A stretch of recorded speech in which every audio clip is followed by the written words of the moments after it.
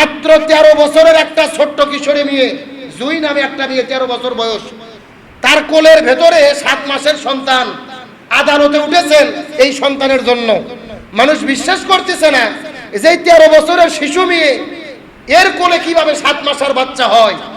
এমনকি জজ কোর্টে বিচার হচ্ছে, হাকিম পর্যন্ত বিশ্বাস করে নাই। তখন জিজ্ঞেস করা হলো ঘটনা কি, 13 বছরের মেয়ের কোলে কিভাবে 7 মাসের সন্তান।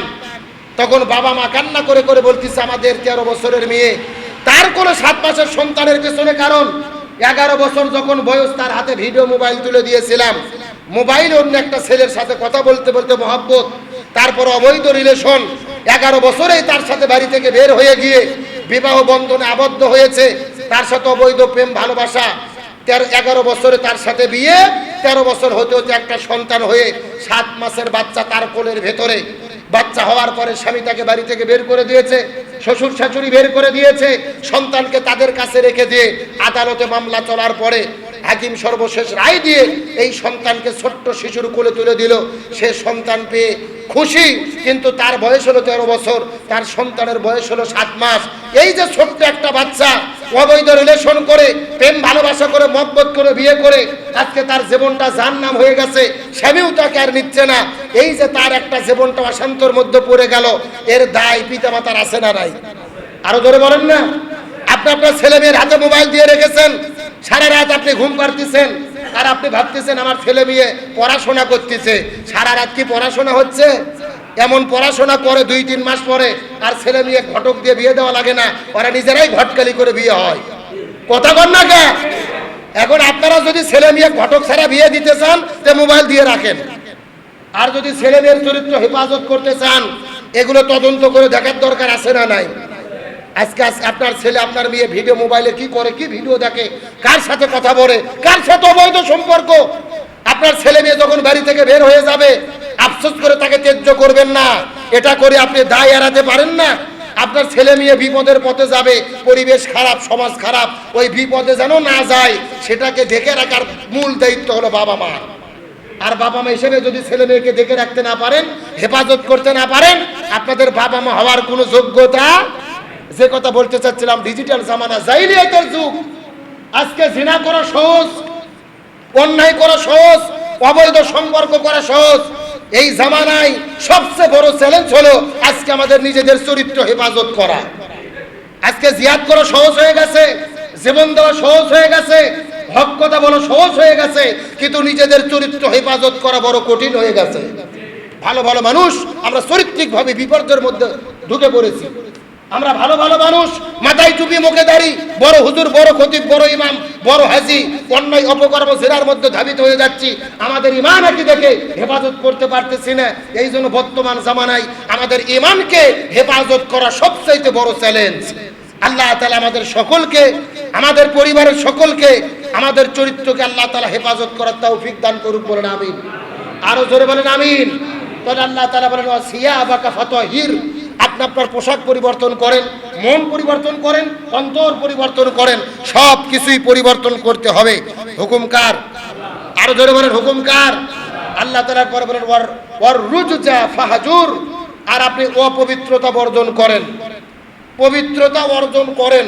আর অপবিত্র, জোরে বলেন অপবিত্র। এখানে তাফসীরের মধ্যে এসেছে অপবিত্র।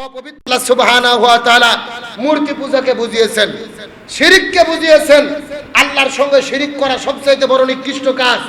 সুতরাং অপবিত্রতা থেকে দূরে থাকা মানে হলো যেরকম নিজেকে পবিত্র অর্জন করা, পাশাপাশি সমস্ত শিরিক, সূর্যের পূজা, পাথরের পূজা, পাহাড়ের পূজা, গাছের পূজা, সমস্ত পূজা থেকে নিজেদেরকে কি করতে হবে? আরো জোরে বলেন কি করতে হবে? দূরে রাখতে হবে। ফাইজা নুকির ফিন নুকুর, আর আপনার দায়িত্ব ভালো ভালো কিছু অতবার যখন সিংহায় ফুৎকার দেওয়া হবে, আল্লাহ সুবহানাহু ওয়া তাআলা বললেন যখন তুমি অপবিত্রতা অর্জন করবা আর অধিক পাওয়ার আশায় দান করা যাবে না। আমরা দান করব এই জমিনে বেশি পাওয়ার জন্য নয়, কাকে পাওয়ার জন্য? আরো জোরে বলেন। আল্লাহ তাআলা তারপরে বলেন ওয়ালি রব্বিকা ফাসবির, আর যখন আপনি দ্বীনের দাওয়াত দিতে যাবেন, বিপদ বালা মুসিবত আসবে, তখন সেই বিপদ আপনাকে ধৈর্য ধারণ করতে হবে। সুবহানাল্লাহ বলেন। আল্লাহ তাআলা সর্বপ্রথম বললেন আপনি ঘুম থেকে ওঠেন, কম্বল ছাড়েন, দাঁড়িয়ে যাওয়ার পরে জনগণকে সচেতন করেন, আল্লাহ রবের মহত্বের ঘোষণা দেন। তারপরে আল্লাহ তাআলা বলেন ফাসবির, যদি তুমি মহান রবের দাসত্বের রহমতের যদি ঘোষণা দাও, বিপদ আসতে পারে, সেই বিপদের সময় আমাদের কি করতে হবে? সবুর করতে হবে। জোরে বলেন কি করতে হবে? আমার বন্ধুমান মুসলমান ভাইরা লক্ষ্য করুন, আল্লাহ তাআলা আয়াতে কারিমার মধ্যে তাআলা আমাদেরকে নিদর্শন জানিয়ে দিলেন। আল্লাহ তাআলা নবীকে সর্বপ্রথম বলেন ইয়া আইয়ুহাল মুদ্দাসসির, হে নবী আপনি আর কম্বল উড়িয়ে ঘুমিয়ে থাকবেন না, ঘুম থেকে ওঠেন, আপনি কম্বল ছাড়েন, আপনি দাঁড়ান, জাতিকে সতর্ক করেন, আপনার রবের মহত্ব ঘোষণা করেন। কিন্তু যখন আপনি আল্লাহর মহত্বের ঘোষণা দেবেন, আল্লাহর রাজত্বের ঘোষণা দেবেন, আল্লাহর দাসত্ব গোলামির দিকে মানুষদেরকে ডাকা শুরু করবেন, তখন আপনাকে বিপদের মধ্যে পড়তে হবে। আর আপনি যখন বিপদের মধ্যে পড়বেন, আল্লাহ তাআলা ডাকতে বলে ইয়া রাসূলুল্লাহ, যখন বিপদের মধ্যে পড়বেন ফাসবির, আপনাকে সবুর করতে হবে, আপনাকে ধৈর্য ধারণ করতে হবে। আর আমরা যদি দিনের দাওয়াত দিতে যাই, বিপদে পড়তেই, আমি যখনই হকের কথা বলবো আমাকে বিপদে পড়তে হবে। আপনি জালেমের জুলুমের যখন আপনি দালালি করবেন, আপনি যখন মুনাফিকি করবেন, আপনার কিন্তু কোনো বিপদ হবে না। কিন্তু যখন আপনি হকের পক্ষে থাকবেন, জালেমের জুলুমের বিরুদ্ধে কথা বলবেন, আপনাকে বিপদের মধ্যে পড়তে হবে, আপনাকে বিপদের মধ্যে পড়তে হবে। ঘর বাড়ি ছাড়া লাগতে পারে, জেলের মধ্যে বন্দী হওয়া লাগতে পারে, প্রয়োজনে জীবন দিয়ে এই দুনিয়ার মধ্যে শাহাদাত বরণ করা লাগতে পারে। আল্লাহ তাআলা ডাকতে বলেন ইয়া আইয়ুহাল মুদ্দাসসির, আপনি কম্বল ছেড়ে ঘর থেকে বের হন, অকুম রব্বিকা ফাকাব্বির, আপনি দাঁড়িয়ে যান, জনগণকে আপনি সচেতন করেন, আপনি নিজে শরীর পবিত্রতা অর্জন করেন।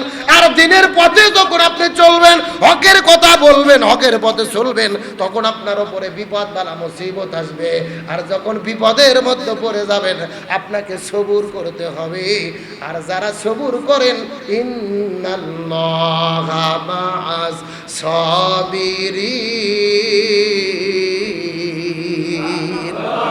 নিশ্চয়ই যারা বিপদে সবুর করে, ধৈর্যশীলের সঙ্গে থাকে কে? আর একটু জোরে বলেন। সম্মানিত উপস্থিত হাজিরিন, তাহলে আল্লাহ তাআলা সর্বপ্রথম ওহী ছিল কোন সূরা বলেন তো? আরো জোরে বলেন কোন সূরা? সূরা আলাকের ভেতরে আল্লাহ নবীকে তেমন কোনো দায়িত্ব দেয় নাই। একমাত্র দায়িত্ব কিসের জ্ঞান অর্জন করা লাগবে? আরো জোরে বলেন। এই আয়াত অবতীর্ণ করার পরে 6 মাসে কোনো ওহী আল্লাহ নাজিল করলেন না, দিলেন সূরা আল মুদ্দাসসির। এই সূরা মুদ্দাসসিরের মাধ্যমেই মূলত আল্লাহ তাআলা রাসূলের উপরে রিসালাতের দায়িত্ব দিয়েছে। কিসের দায়িত্ব? আর রিসালাতের দায়িত্ব কি? ও রব্বাকা ফাকাব্বির, আল্লাহর মহত্ব, আল্লাহর দাসত্ব, আল্লাহর গরত্ব ঘোষণা করতে হবে। প্রথম 5 আয়াতে নবীর কি করা লাগবে এটা নবী খুঁজে পায়নি, তবে নবী মেসেজ পাইছে আমি আল্লাহর পক্ষ থেকে পয়গম্বর হব। যেই ভবিষ্যৎবাণী কে করে দিলেন? Waraqa bin নাওফেল। আর নবীজি সূরা মুদ্দাসসিরের মাধ্যমে রিসালাতের দায়িত্ব বুঝে পেলেন।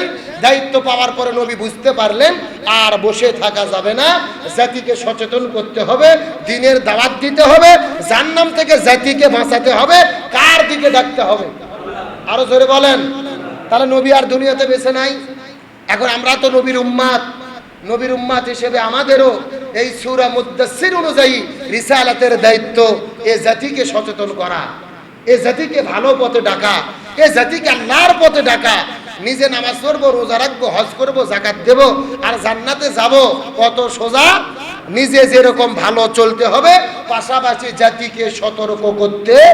আল্লাহ তাআলা আমাদের সকলকে নিজে ভালো চলার পাশাপাশি এ জাতিকে জান্নাতের পথে ডাকার মতো, সচেতন করার মতো মেধা যোগ্যতা আল্লাহ আমাদেরকে দান করুক। সবাই বলেন আমিন।